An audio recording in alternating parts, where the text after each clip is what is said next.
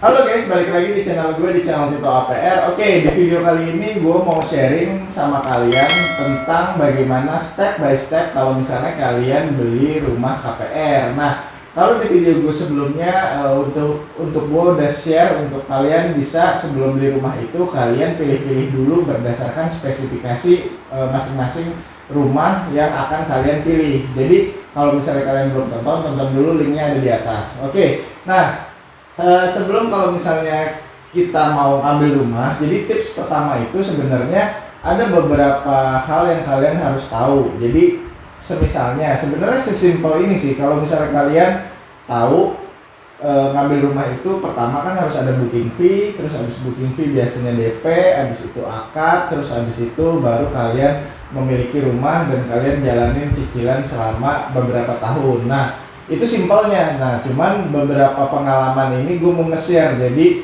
untuk kalian juga bisa lebih tahu. Oke, jadi yang pertama gue mau bahas itu adalah booking fee dulu. Jadi kalau misalnya kalian ngambil rumah, biasanya beberapa perumahan punya peraturannya masing-masing. Contoh untuk booking fee ada yang mulai dari 500, ada yang 1 juta. Nah, kebetulan ini di rumah kedua gua KPR yang gua ambil ini sebenarnya rumah yang kedua. Jadi yang pertama itu sebenarnya gua pernah ngambil di Jati Asih, dan yang sekarang gua ngambil ini di perbatasan Cibubur dan Depok. Nah, nama perumahannya itu Gria Bukit Jaya. Nah, kalau misalnya di sini booking fee-nya itu 5 juta. Jadi kalau misalnya kita udah bayar booking fee, nanti itu dipotong ke DP. Nah, DP minimalnya itu sebenarnya 10%. Nah, nanti 10%, kebetulan harga rumah di sini standarnya itu 330 juta untuk ukuran tipe 36, luas tanah 72. Nah, kebetulan untuk rumah gue ini posisinya paling strategis di paling depan, harganya pun agak lebih tinggi. Jadi 360 dengan asumsi DP-nya itu 36 juta. Nah, setelah udah gue ambil booking fee ini, jadi gue habis booking fee nanti kan dipotong. Nah, dari developer menyediakan untuk bisa kita potongan DP. Nah, kalau misalnya kita mau potongan DP atau cicilan lah, sorry. Kalau misalnya cicilan itu maksimal itu 3 kali cicilan. Nah, jadi 3 kali itu berarti 3 bulan. Nah, tapi gue di sini untuk minta nego sampai 7 kali. Jadi hitung-hitung gue belum nyicil rumah, tapi gua udah nyicil dari DP. Ya, asumsinya kita kayak udah nyicil rumah dari pertama aja, cuman kan kita di sini hitungannya itu baru DP. Nah, gua akhirnya di ACC untuk bisa cicilan sampai 7 kali untuk DP-nya. Nah, meringankan kan. Jadi bagi kalian juga kalau misalnya yang kalian kita nggak punya DP nih, apalagi anak-anak milenial kan jarang banget nih misalnya punya tabungan. Ya, meskipun ada lah yang punya tabungan, cuman beberapa kan pasti duitnya langsung habis, namanya juga anak muda gitu kan. Nah, tapi sama halnya kayak gue, jadi ya udah gue beraniin diri aja gitu, kayak untuk ya udah gue cicil dulu DP-nya selama 7 kali. Oke?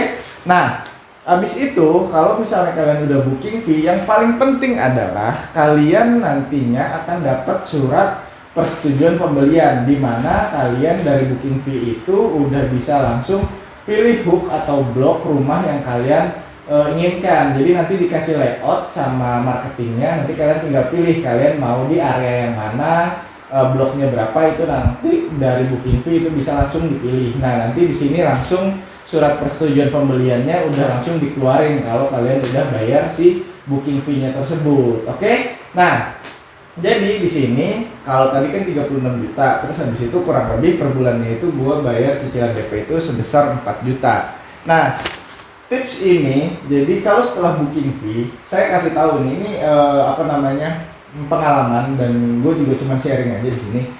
Setelah booking fee, biasakan kalian langsung konfirmasi ke marketingnya untuk developer tersebut untuk cek BI checking kalian dulu sebelum kalian proses DP. Kan biasanya habis booking fee, habis itu bulan depannya biasanya DP. Nah, kalian cek dulu BI checking kalian itu aman apa enggak, ada kolaps berapa. Kalau kolaps 1 sampai kolaps 3 itu aman. Nah, yang dimaksud kolaps itu kayak kalian ada tertunggak apa enggak kreditnya, atau enggak kalian pernah ambil cicilan tapi telat bayar, itu tercatat semua di BI checking. Kalau misalnya BI checking kalian jelek, itu mempengaruhi nantinya kalian nggak akan di-approve pada saat kalian mengajukan KPR ke bank. Nah, jadi solusinya adalah setelah kalian booking fee kalian udah bayar, kalian langsung cek, serahkan KTP dan NPWP untuk dicek BI checkingnya, baru kalian lanjut ke proses cicilan DP. Kenapa saya sarankan itu terlebih dahulu? Karena ada peraturan beberapa developer, semisalnya ditolak bank,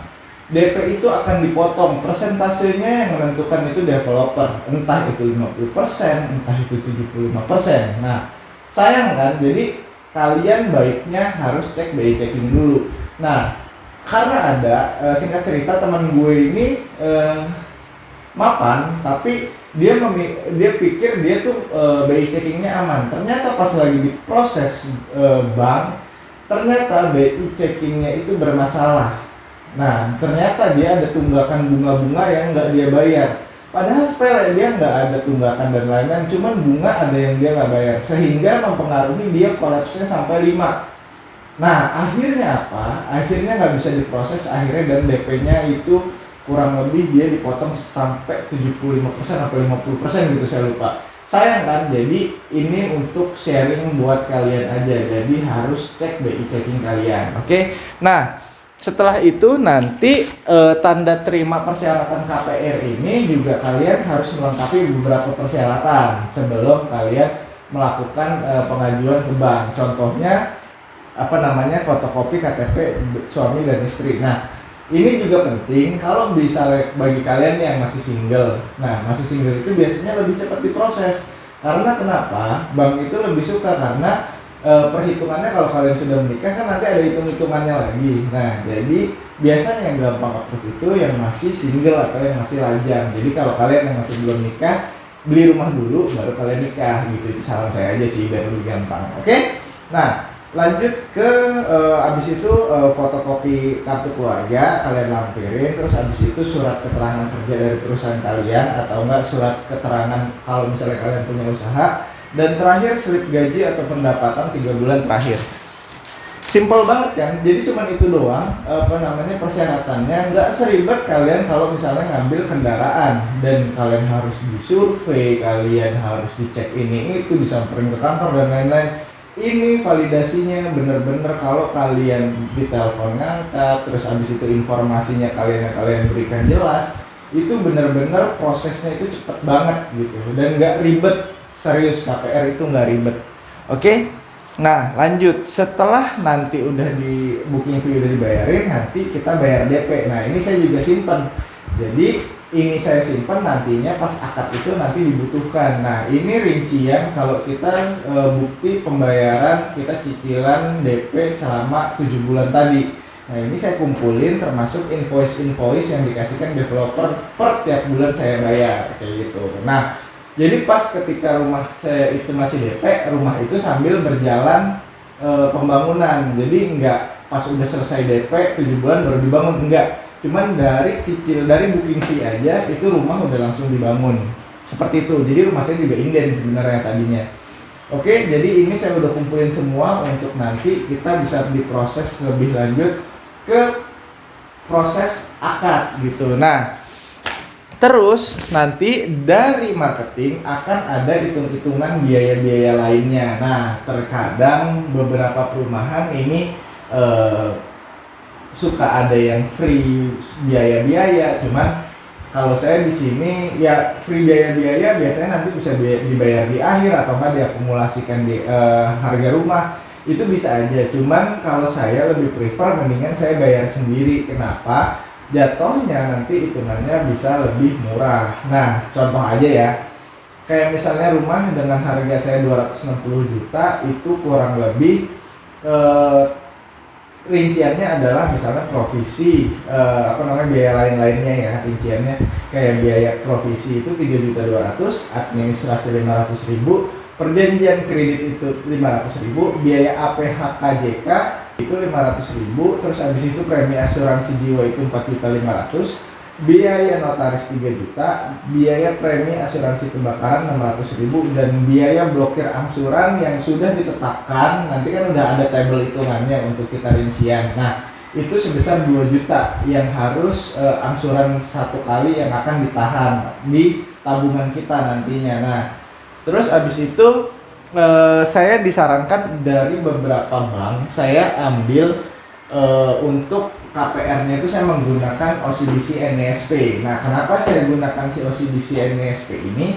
Karena programnya itu menarik. Jadi untuk program di batasan beberapa umur, misalnya di umur kalau nggak salah 25 sampai 30 atau 24 sampai 30, saya lupa, saya kurang ingat waktu itu, cuman kategori umur saya waktu itu masih cukup, jadi saya bisa pakai OCBC yang promonya itu KPR Easy Smart. Nah, KPR Easy Smart itu tergolong lebih murah, jadi hitungannya waktu itu per bulan saya cuma dapat 2 juta. Sedangkan di bank lain dengan tenor 15 tahun itu bisa sampai 2.800.000 sampai 2,4 dan bahkan ada yang sampai 3 jutaan. Jadi kelihatan banget kan apa namanya. Jadi kalian juga harus pintar-pintar pilih suku bunganya yang paling rendah. Ya cuman ada juga sih yang syariah yang benar-benar apa namanya flat gitu ya bunganya. Cuman kalau di sini kan rata-rata sekarang rumah udah mengikuti suku bunga ya. Jadi kalau misalnya kalian dapat yang lebih murah, kenapa enggak? Dan kalian pintar-pintar aja lah kalau misalnya untuk cari bank yang kerjasama sama developer. Oke. Nah, setelah saya udah diarahkan untuk apa namanya, untuk pakai bank apa, habis itu nantinya kita akan melakukan prosesi akad. Nah, yang terakhir ini prosesi akad. Nah, prosesi akad itu nanti akan banyak banget dokumen yang akan kita tanda tangani dan kita menyiapkan kurang lebih itu 6 materai. Totalnya 6 dikali 2 karena kopiannya dipegang bank dan kita juga pegang kopiannya 6. Jadi totalnya 12 gitu. Jadi 12 materai yang kita siapkan dan untuk prosesi akad. Nah, prosesi akad nantinya akan di checklist. Checklistnya untuk kita sebagai pembeli, DP-nya udah diselesaikan apa belum? Itu nanti makanya yang tadi saya udah rangkum apa namanya bukti-bukti transfer saya itu nanti dicek semua apakah itu sudah valid atau belum. Misalnya udah oke, DP-nya sudah diterima semua, habis itu lanjut ke biaya surat-surat dan tadi misalnya asuransi dan lain-lain itu totalnya sampai 25 jutaan gitu. Pokoknya kurang lebih 57 jutaan atau 56 jutaan waktu itu yang saya siapkan total sama DP. Jadi yang biaya lain-lainnya itu 20 jutaan lah kurang lebih yang harus siapkan sebelum akad. Karena kalau misalnya kita apa namanya akad itu belum dilunasin, misalnya surat-surat itu, misalnya surat-surat asuransi dan lain-lain itu masih belum diselesaikan atau DP masih belum selesai 1 bulan lagi atau masih kurang 500 perak pun itu nggak akan bisa kalian akad. Jadi kalian pastikan angkanya sudah sesuai semua yang sudah diberikan oleh bank dan marketing dari developer tersebut gitu. Kalau sudah oke, pembayarannya sudah diterima semua oleh bank, terus habis itu nanti uang yang kita pegang nanti dibuatkan tabungan. Nah, dibuatkan tabungan itu misalnya tadi kita kerjasama sama OCBC. Nah, tabungannya itu nanti yang kita biaya lain-lainnya itu nanti dimasukin ke bank itu, nanti secara otomatis terpotong di dalam bank situ secara sistem kayak gitu. Kalau misalnya kalian akadnya sudah disetujui. Nah, jadi gitu ya. Jadi sebenarnya simpel banget kalau misalnya untuk kalian buat ngambil rumah. Nah, terus nantinya kalian akan akad tuh kurang lebih dokumennya kalian baca semua. Nah, nanti yang menghadiri pada saat akad itu adalah tim dari developer, itu orang legal dan orang legal dari bank. Nanti kalian dipertemukan di bank, itu nanti prosesi tanda tangan dan dijelasin ketentuan-ketentuannya. Terus abis itu nanti kalian dilihatin juga kondisi jalan depan rumah kalian itu sarananya udah benar atau belum. Terus rumah kalian posisinya sekarang udah lagi tahap 80% kayak gitu, karena akad ini mempengaruhi si bank membayarkan ke developer tersebut gitu. Jadi kalau misalnya udah dibayarkan semua dan makanya harus progresnya harus selesai, bisa kita tempatin, itu baru ada transaksi antara apa namanya developer dan bank gitu untuk masalah pembayarannya. Jadi kita pihak pembeli ya udah kita cuma taunya itu rumah sudah terbeli oleh bank gitu, dan kita udah ditalangin lah sama bank, tinggal kita sudah disetujui apa belumnya KPR, kita udah mengetahuinya pas sebelum DP itu kita tuntaskan kayak gitu. Sebenarnya mudah kan, cuman memang beberapa poin-poinnya itu emang agak pusing, dan kalian juga ada yang makanya tanya-tanya ke saya. Ya, saya jelasin aja berdasarkan pengalaman yang saya udah pernah beberapa kali saya lakukan gitu. Jadi buat kalian juga biar bisa paham gitu. Sebenarnya simpel, nggak begitu ribet ngambil KPR itu. Jadi siapapun pasti bisa beli rumah kalau misalnya kalian yakin dulu. Kalau misalnya kalian yakin dulu kalian bisa, dan kalian sebenarnya kalau misalnya dibilang harus nabung dulu buat beli rumah, kalau nanti nggak akan bisa gitu, kayak nanti kepake, mendingan ya udah kalau misalnya ada kesempatan ya udah langsung aja misalnya cicil kayak DP-nya gimana caranya kalau kalian untuk sampai bisa beli rumah. Masalah jauh apa enggaknya lihat untuk masalah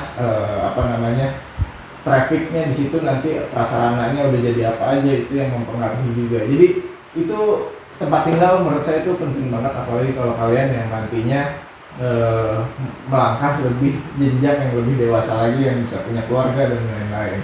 Oke, jadi gitu aja sharing gue kali ini. Semoga video gue bermanfaat buat kalian semua. Jadi bagi kalian juga, kalau semisalnya kalian punya pengalaman atau kalian punya alur yang berbeda pada saat ngambil KPR, boleh dong sharing juga di komen di bawah. Jadi kita biar bisa sama-sama tahu, dari penonton lainnya juga bisa baca komen-komen kalian biar mereka juga pada paham gitu. Mari kita saling membantu teman-teman kita kalau misalnya mereka mau ngambil dan menahap tahap untuk mengambil rumah KPR kayak gitu. Oke?